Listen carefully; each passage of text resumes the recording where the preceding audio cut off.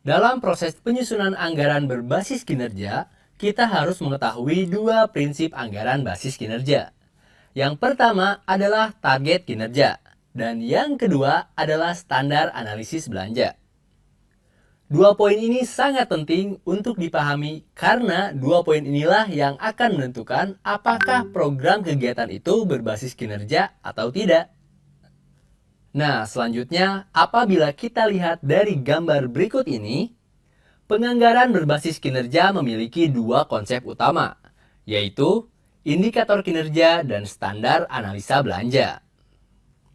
Indikator kinerja terbagi atas 5 indikator. Yang pertama, itu impact atau dampak, benefit atau keuntungan, outcome atau hasil yang dicapai dalam jangka panjang, output atau hasil yang dicapai dalam jangka pendek, dan input atau masukan. Selanjutnya, konsep yang kedua yakni standar analisa belanja. Standar analisa belanja terdiri dari dua, yaitu kewajaran beban kerja dan kewajaran harga. Sebenarnya, pada dokumen pernyataan penganggaran hanya ada 3 indikator yang dimunculkan, yakni input, output, dan outcome. Hal-hal penting yang harus diperhatikan dalam mengidentifikasi indikator kinerja. Yang pertama adalah identifikasi kelompok sasaran program atau kegiatan. Hal ini penting dikarenakan perlu untuk mengetahui siapa yang akan menjadi kelompok sasaran dan apa yang akan dilakukan terhadap kelompok sasaran nantinya. Sebagai contoh, apabila di bidang pendidikan, kelompok sasaran yakni guru, murid, dan bahkan komite madrasah. Kemudian, identifikasi lokasi kegiatan, yakni di mana kegiatan akan dilakukan sehingga dapat mengidentifikasi dengan jelas target-target yang akan dicapai. Ketiga, harus relevan dengan tupoksi, agar yang bersangkutan tidak mengerjakan sesuatu di luar tupoksinya. Terakhir, menggunakan metode 4 kuadran. Metode ini digunakan untuk memudahkan mengetahui perbedaan antara input, output, dan outcome. Sekarang kita akan memperkenalkan metode pengukuran kinerja dengan pendekatan 4 kuadran. 4 kuadran secara garis horizontal atau mendatar dibagi menjadi kuantitas dan kualitas. Kemudian secara vertikal atau menurun dibagi lagi menjadi input dan juga output. Input atau effort adalah apa yang digunakan kemudian. Output atau efek adalah apa yang akan dihasilkan.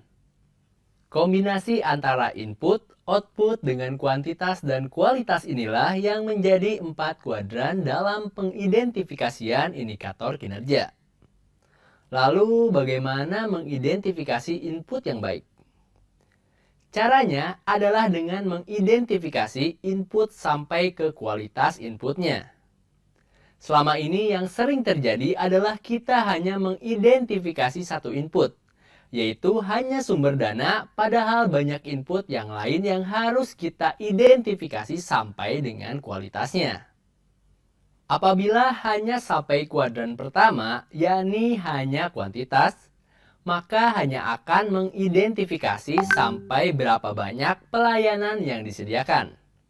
Apabila kita mengidentifikasi sampai kuadran kedua, maka kita dapat mengidentifikasi sampai seberapa baik pelayanan tersebut disediakan. Kemudian di kolom bawahnya, yakni kolom output, juga harus diidentifikasi sampai kualitasnya.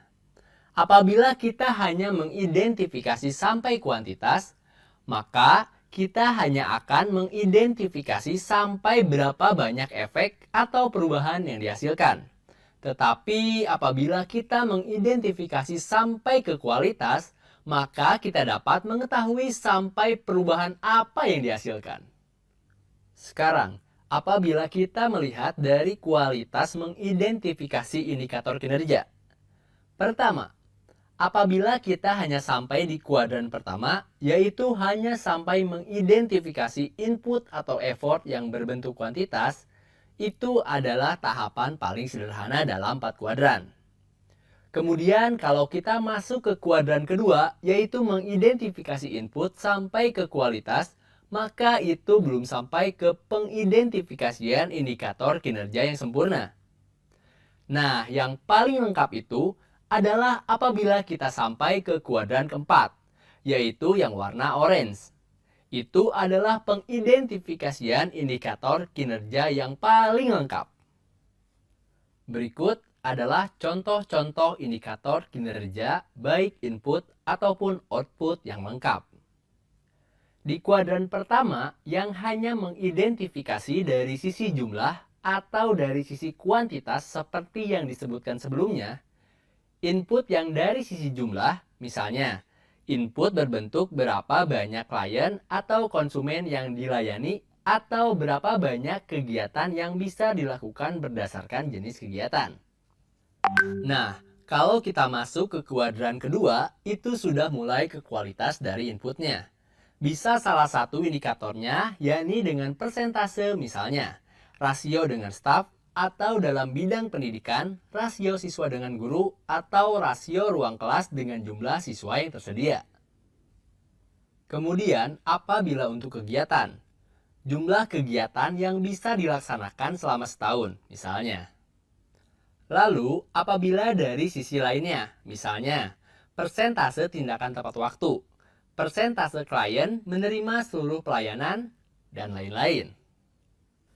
Kemudian, apabila dari sisi output, output kuantitas itu misalnya ketika kegiatan training, berapa banyak peserta yang dilatih.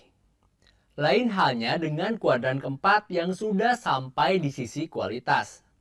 Sebagai contoh, bagaimana persentase keterampilan atau pengetahuan yang berhasil ditingkatkan dari hasil pelatihan atau persentase perubahan sikap perilaku atau kondisi peserta. Berikut contoh-contoh pengukuran input dari sisi kuantitas.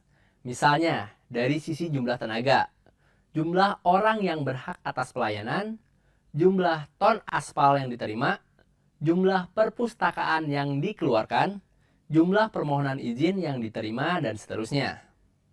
Maka dari itu, dapat disimpulkan apabila input yang kuantitas lebih berbentuk jumlah.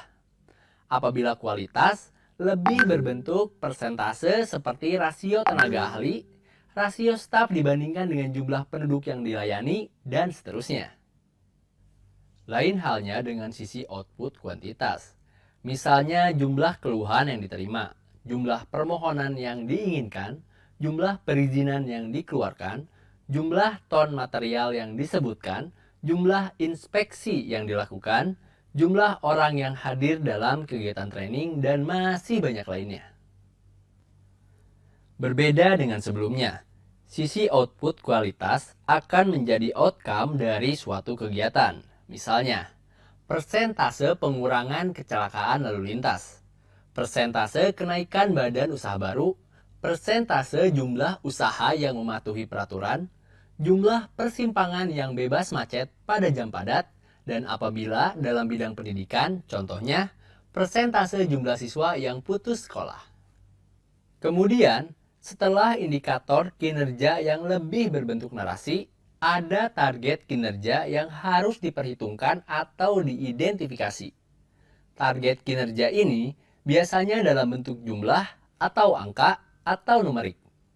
Kemudian, karakteristik lainnya adalah dapat diperbandingkan dan cukup spesifik. Dalam menetapkan target kinerja, langkah-langkah yang harus kita lakukan adalah sebagai berikut. Pertama, adalah menentukan sasaran yang akan dicapai dan tingkat kinerja yang diinginkan. Maka dari itu, indikator dan target kinerja itu harus relevan dengan sasaran jangka menengahnya. Kedua, memperhatikan tahapan program atau kegiatan yang dilaksanakan. Karena biasanya juga beberapa program itu ada yang harus dilaksanakan terlebih dahulu baru bisa melaksanakan program kegiatan yang lain. Ketiga, mempertimbangkan kesediaan sumber daya. Hal ini turut menjadi penting, karena terkadang dalam menyusun satu penganggaran, kita menganggarkan sebanyak-banyaknya tanpa memperhitungkan sumber daya yang kita miliki. Sumber daya itu tidak hanya sumber daya uang, tapi juga sumber daya manusia dan sumber daya lainnya. Terkadang kita punya sumber daya uang yang tidak terbatas, tapi kita punya keterbatasan dalam sumber daya lainnya. Misal, sumber daya manusia, kemudian sumber daya teknologi, peraturan, dan segala macam sehingga anggaran yang kita anggarkan itu tidak bisa terlaksana sepenuhnya. Terakhir, menetapkan tingkat kinerja dalam bentuk target kinerja. Seperti yang sudah disebutkan sebelumnya, target kinerja harus memenuhi 3 karakter tadi, yaitu harus berupa angka, dapat dibandingkan, dan cukup spesifik. Nah, kalau tadi mengukur rencana atau targetnya. Kemudian kalau realisasi capaian kinerja itu adalah kondisi capaian yang sesungguhnya atau merupakan informasi mengenai ukuran kinerja yang dicapai setelah dilaksanakannya suatu program atau kegiatan. Jadi, realisasi dilakukan setelah pelaksanaan suatu program atau kegiatan.